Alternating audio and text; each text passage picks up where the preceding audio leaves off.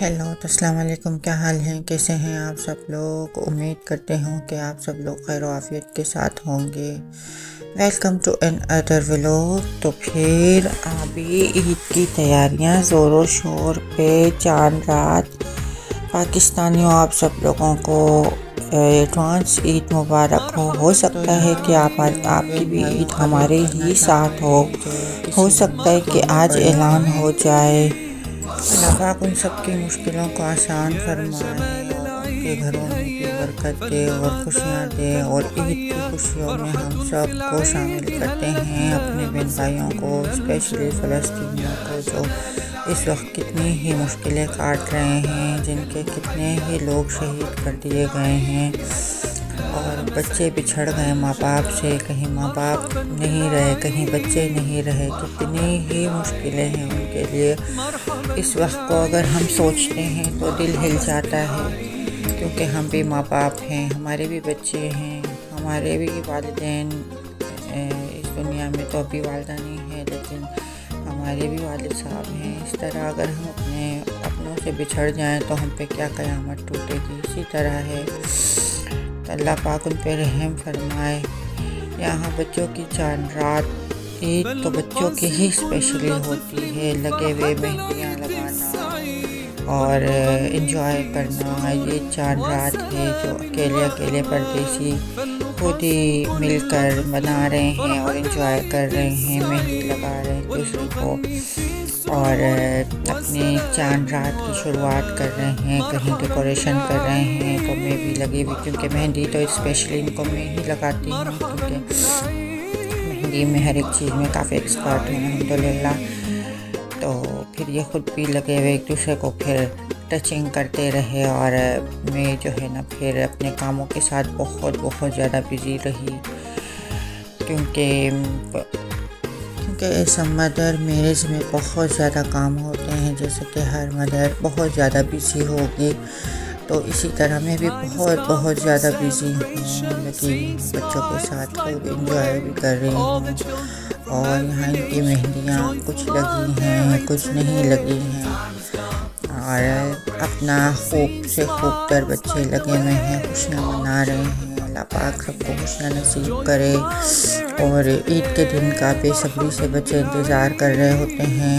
हम तो बस अपने कामों में बिज़ी रहते हैं। हमें पता होता है कि खैर से आएगी तो कल के दिन आएगी, लेकिन बच्चों से सब्र ही नहीं हो रहा होता। वो अपने कपड़ों को उठा कर बार देख रहे होते हैं, अपने जूते उठाकर पहन के चेक कर रहे होते हैं। जो चीज़ें उनके पास होती है, जो ईद के इनको वेयर करनी होती है, वो पहले से 100 दफ़ा लगा कर चेक कर रहे होते हैं कि भाई ये कैसे लगेंगे हम। तो बच्चों की ईद की सबसे बड़ी खुशी होती है। और यहाँ क्या है, यहाँ तो कुछ भी नहीं है, लेकिन जो इन्जॉयमेंट होती थी वो पाकिस्तान में होती थी। बच्चे बहुत मिस करते हैं पाकिस्तान को, अपनी कंट्री को। और हालांकि इतने मतलब बड़ी वाली ही समझदार थी थोड़ी, और बेटा तो ये लोग मिस करते हैं कि अपनी कंट्री में कितना मज़ा होगा और कैसे होगा और ये होगा वो होगा। लेकिन मेरा ये ख़्याल है कि जब ये दोबारा फिर अपनी कंट्री जाते हैं और वापस आते हैं तो फिर इनको मज़ा नहीं आएगा, क्योंकि अब इनकी लाइफ यहाँ गुज़र रही है अच्छे से और ये यहाँ बड़े हुए पले बड़े सब कुछ हुआ, तो ये वहाँ जाएंगे शायद वहाँ की गर्मी इनको बर्दाश्त ना हो। ये मेरा पॉइंट ऑफ व्यू है, क्योंकि पिछले साल मैं गई थी तो मेरा बहुत बुरा हाल हुआ था, क्योंकि यहाँ पर बहुत ज़्यादा ठंड होती है स्विट्ज़रलैंड में। तो वो ठंड की वजह से जो है ना, वेदर की वजह से अपनी बॉडी पे बहुत ज़्यादा असर होता है। एकदम से ही गर्मी के मुल्क में पहुँच जाना तो बहुत मुश्किल हो जाती है। फिर पाकिस्तान में लाइटों का बहुत प्रॉब्लम होता है, इलेक्ट्रिसिटी बस ऑलवेज नहीं होती, गैस भी नहीं होता, तो ये मुश्किलात तो होती है। बहरहाल अल्लाह पाक उनकी भी मुश्किलात सबके आसान फरमाए, हमारे गवर्नमेंट को भी थोड़ी अक्ल सलीम अता फरमाए, ताकि ये जो है ना लोगों का बहुत बुरा हाल हुआ है, पाकिस्तानी अवाम बेचारे रो रहे हैं, उन पर आसानी फरमाए अल्लाह पाक। यहाँ हमारी मेहंदियाँ बच्चों की लग रही हैं। चांद रात को खूब से खूब तर इंजॉय किया जा रहा है। अभी तो मेरा डेकोरेशन काफ़ी बाकी है। मैं चांद रात की स्पेशल डेकोरेशन करती हूँ, वो तो मेरी रात में वीडियो लगेगी, अपलोड होगी इंशाल्लाह। चांद रात को मेरी 1-2 वीडियो ही अपलोड होगी जो मैं आप लोग के साथ शेयर करूँगी कि किस तरह मैंने अपने चांद रात को एंजॉय किया है। यहाँ में लगी मिठाइयाँ और खीर, बच्चे के वो साथ में लगे रहे, ये देख सकते हैं आप, चॉकलेट्स वगैरह, कुकीज़, क्योंकि स्पेशली मेरे बच्चों के जो क्लास फेलो हैं उनमें मुस्लिम बच्चे हैं जो हमारे कंट्री के तो नहीं हैं, पाकिस्तानी नहीं है, लेकिन वो आते हैं स्पेशली ईद मिलने, तो बच्चों के साथ बच्चे भी वहाँ जाते हैं। तो मुझे कुछ कुकीज़ वगैरह स्पेशली रेडी करने होंगे जिनमें चॉकलेट्स वगैरह हों, तो वो मैं रेडी कर रही हूँ। मैं आलमंड जो है ना उसकी मिठाई बना रही हूँ, और फिर साथ में कोकोनट की मैं मिठाई बना रही हूँ, और मिठाई क्या चॉकलेट्स कुकीज़ बना रही हूँ इस तरह से। और फिर उसके बाद जो है ना जिस तरह बना रही हूँ उसकी रेसिपी वगैरह तो मैं नहीं डालूँगी फ़िलहाल, लेकिन क्योंकि मेरा चैनल उससे रिलेटेड नहीं है, लेकिन आप देख सकते हैं कोकोनट को मैं हल्के से बात में बता दूँ कि कोमेल के अंदर मैंने कोकोनट कंटेंट्स मिल्क के अंदर डालकर और मिक्स किया है, और उसके फिर मैंने ये बनाकर और अब इससे मैं चॉकलेट्स में डिप करूँगी। पर इतना टाइम फ़िलहाल नहीं है कि मैंने चॉकलेट्स में अभी डिप करूँ, क्योंकि मुझे और भी चीज़ें रेडी करने हैं। तो ये सारी कुछ मेरी तैयारी हल्की फुल्की चल रही है। यहाँ आलमंड के कुकीज़ रेडी हो गए, और डिफरेंट स्टाइल में मैंने किए, इनके दरमियान में मैंने एक बादाम डाला है, और बाकी के दरमियान कुछ नहीं डाला। इन पे भी चॉकलेट कोटिंग होगी। यहाँ मेरी मिठाई रेडी है डिफरेंट स्टाइल में, और ये मैं टर्किश प्लेटर रेडी कर रही हूँ वैसे ही बस, बट इसको अभी मैंने इसी तरह डेकोरेट नहीं करना। फ़िलहाल मैं इसके अंदर सिर्फ एक प्लेट में डालकर और इसे प्लास्टिक रैप करके एक साइड पर रख रही हूँ। पर मैं वैसे ही थोड़ा सा डेकोरेट भी कर रही थी, मैंने कहा चलो डेकोरेट भी करके देख ही लेती हूँ।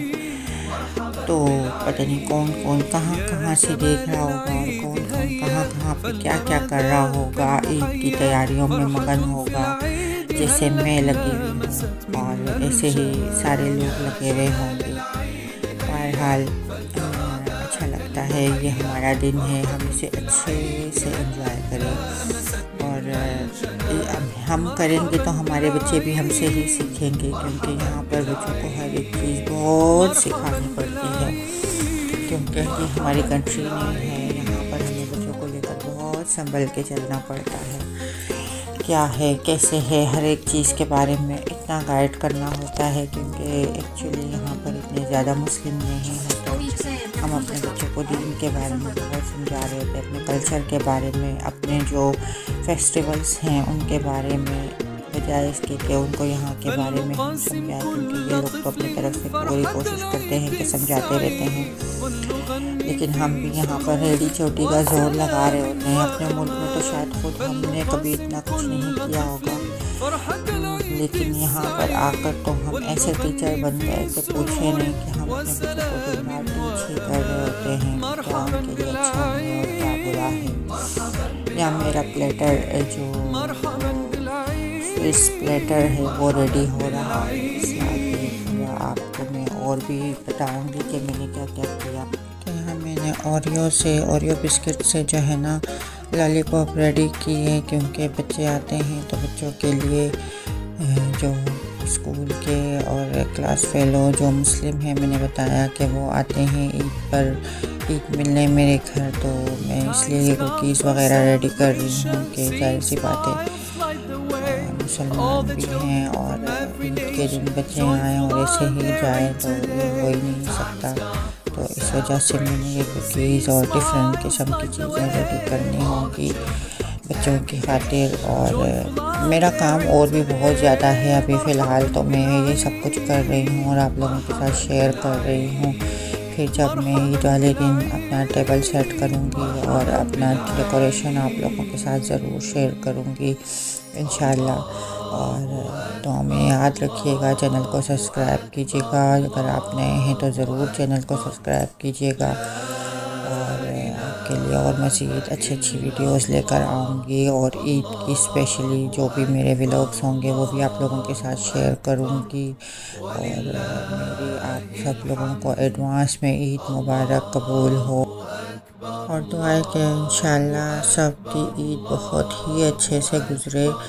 आपने जितने भी मुसलमान हैं उन सब की ईद में अल्लाह पाक बरकतें दे, खुशियाँ नसीब करे सबको, अपने औलादों के साथ अपनी फैमिलियों के साथ आबाद रखे, और पूरा साल ही खुशियों से भरा हो सबके लिए, हमारे लिए और सब ही परदेशियों के लिए। मेरी दुआएं हमेशा से हैं और हमेशा रहेंगी।